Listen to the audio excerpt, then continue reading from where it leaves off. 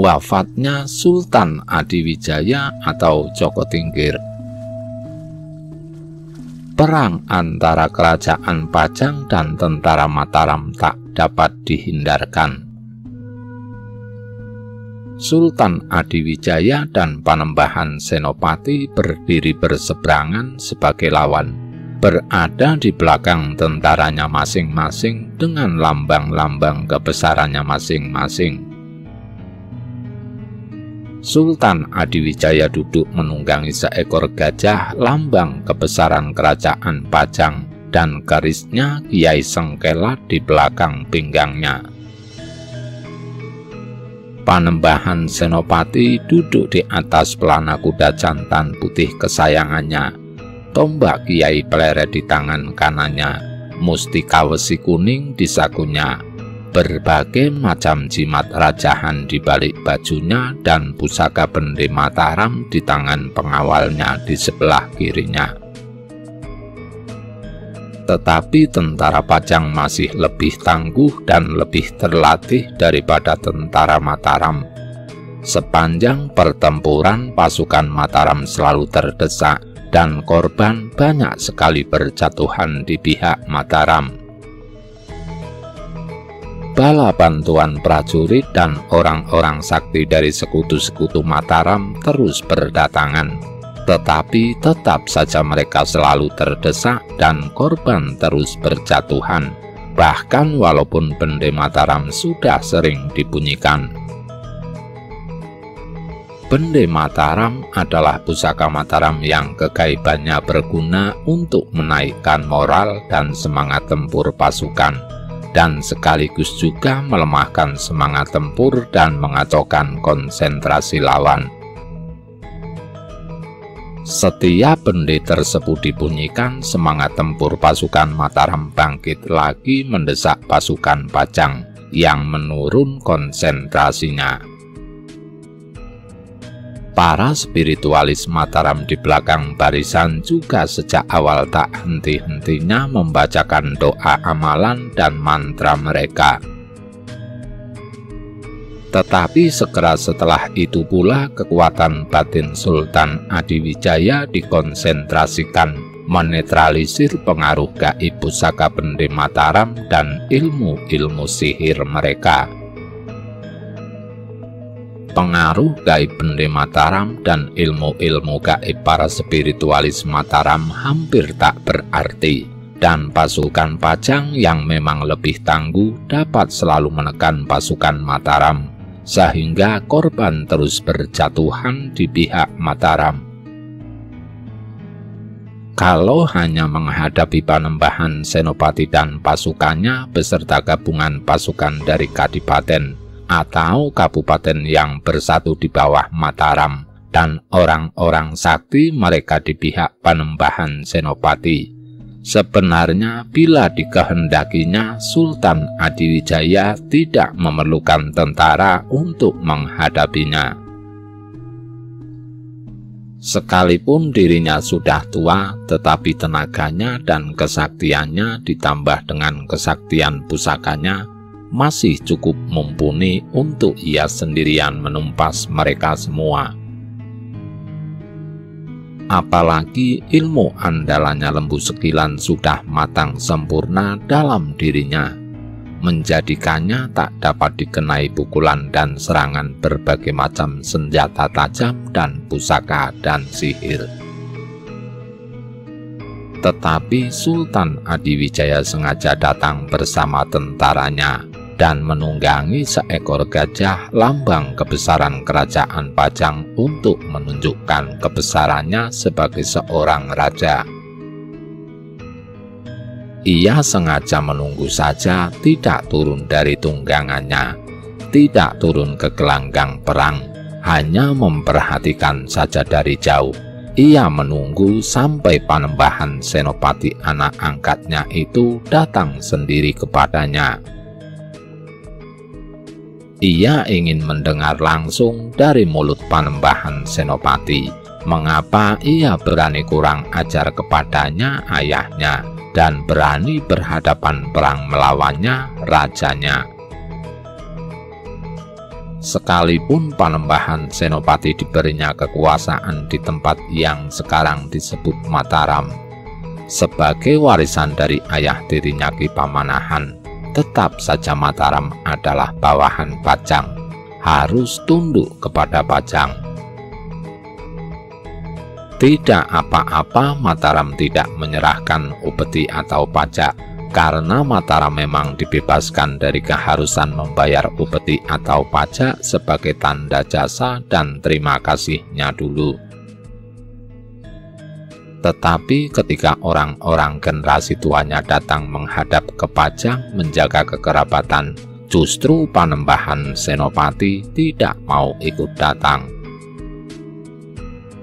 Dan yang tak dapat diterima, Panembahan Senopati sengaja mempengaruhi kepala-kepala daerah lain di bawah Pajang untuk tidak membayar upeti kepada Pajang, dan mempengaruhinya juga untuk bersekutu dengan Mataram, sama seperti yang diperbuat oleh Demak dulu pada masa awal mereka membangun kekuasaan.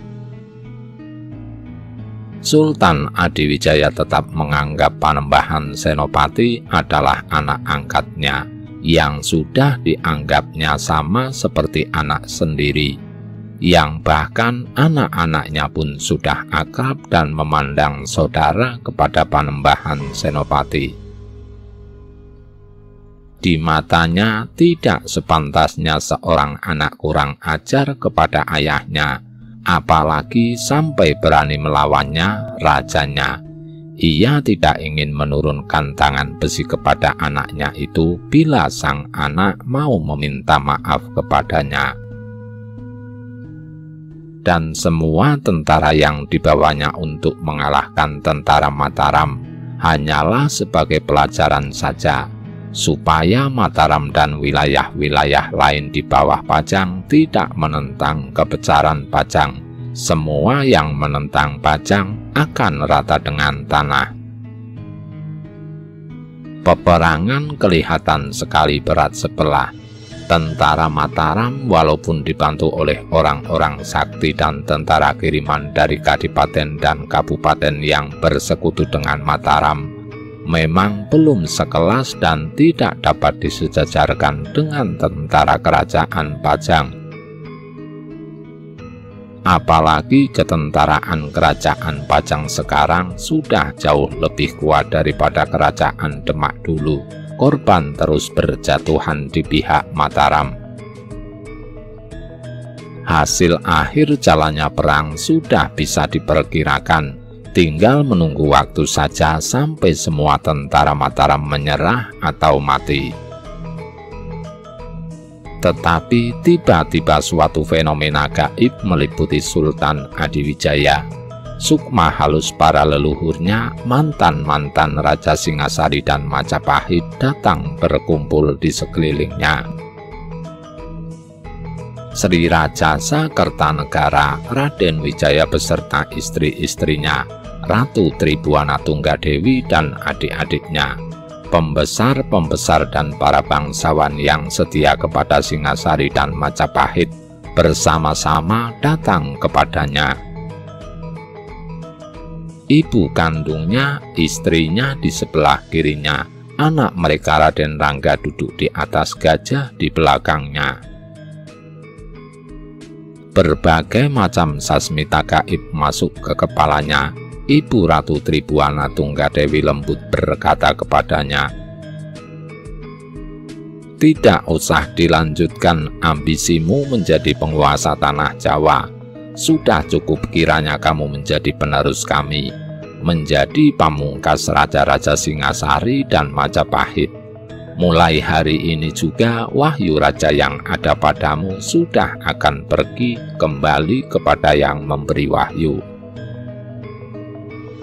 Biarkan saja Mataram dengan Panembahan Senopatinya itu. Ia bukanlah penerusmu ataupun penggantimu. Kerajaannya hanyalah transisi saja sebelum tanah Jawa masuk ke dalam zaman yang baru, zaman yang penuh dengan kesusahan dan penderitaan. Tanah Jawa akan masuk ke dalam zaman baru, zaman yang penuh dengan kesusahan dan penderitaan, dan tidak ada satupun Raja Jawa sesudah kamu yang akan dapat melindungi tanah Jawa dan rakyatnya pada zaman itu. Penguasa tanah Jawa yang sesungguhnya akan datang dari seberang. Kejayaan tanah Jawa sudah berakhir.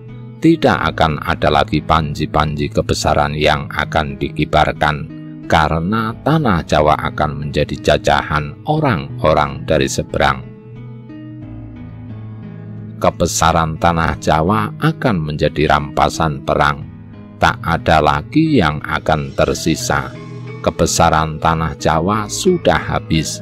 Bahkan kebanggaan sebagai orang tanah Jawa pun tidak akan ada lagi. Tetapi akan ada masanya nanti, tanah Jawa akan bangkit kembali. Batas-batas Singasari Majapahit akan dipulihkan lagi, dipimpin oleh raja-raja keturunan kami. Tapi mereka bukanlah raja-raja yang utama. Mereka hanyalah pembuka jalan saja bagi raja yang sesungguhnya, raja besar yang akan menerima semua restu dari para leluhur raja-raja pendahulunya. Singasari, Majapahit di timur dan tengah, dan Galuh di barat. Ia raja manusia, ia juga raja kami dan semua makhluk halus. Pusaka-pusaka tanah Jawa dan pusaka-pusaka dewa akan diwariskan kepadanya. Wahyu-wahyu raja akan tumpuk padanya, dewa-dewa pun menyertainya. Ia akan datang sesudah bumi porak-poranda, itulah tanda kebesarannya. Ia tidak butuh tentara, ia sendiri bisa memporak-porandakan dunia. Kami sedih menyampaikan ini kepadamu. Kami tahu kamu sangat menghormati kami leluhurmu dan ingin kejayaan Majapahit kembali berkibar. Tetapi sudah tiba waktunya bahwa tanah Jawa akan menerima karma, hukuman, karena keburukan perbuatan dan moral mereka sendiri. Tetapi pada waktunya nanti kamu juga akan berbangga, karena dia raja yang akan datang itu adalah bagian dari kita, keluarga kita. Sultan Adiwijaya tidak lagi berkonsentrasi pada perang yang sedang berlangsung. Para senopati dan prajuritnya harus bekerja lebih keras, karena tidak lagi mendapatkan arahan langsung dari rajanya. Bahkan dorongan moral pun tidak ada lagi. Tiba-tiba gajah tunggangan Sultan Adiwijaya berputar berbalik arah, berjalan pulang kembali ke Pajang. Para pengawal dan senopatinya bingung bukan kepalang. Segera semua prajurit diperintahkan mundur mengikuti dan mengawal raja mereka kembali ke Pajang. Sepanjang jalan ke Pajang, Sultan Adiwijaya tidak sadarkan diri. Tatapan matanya kosong, tidak tanggap atas sapaan para bawahannya yang terus berusaha menyadarkannya. Fenomena gaib masih terus menyelimutinya. Sultan Adiwijaya yang memang juga menguasai berbagai ilmu kebatinan dan kegaiban, sukmanya semakin jauh dan dalam masuk ke alam kegaiban. Sesampainya di Pajang, kondisi sang sultan tidak juga membaik. Hanya beberapa kali sang sultan sempat sadar, tetapi kemudian kembali lagi tak sadarkan diri. Panembahan Senopati yang dikabari tentang kondisi ayah angkatnya itu juga datang untuk menjenguknya, tetapi tidak masuk menemuinya, dan selama ia berada di Pajang, ayah angkatnya itu tetap tidak sadarkan diri. Ketika suatu saat Sultan Adiwijaya sadar dan dapat berkomunikasi, beliau menyampaikan pesan terakhirnya kepada anak-anaknya. Dipesankannya supaya anak-anaknya tidak memperebutkan kekuasaan. Juga jangan ada pertentangan antara Pajang dengan Mataram. Biarlah Pajang dan Mataram hidup sendiri-sendiri. Mereka juga harus hidup rukun satu dengan lainnya. Beberapa hari kemudian Sultan Adiwijaya wafat, kembali kepada para leluhurnya. Tetapi sejak itu juga pusaka kesayangannya keris Kiai Sengkelat juga menghilang dari kehidupan manusia, moksa. Masuk ke alam gaib bersama dengan fisik kerisnya. Yang masih ada hanyalah keris-keris Sengkelat tiruan atau turunannya saja. Rahayu, rahayu, rahayu.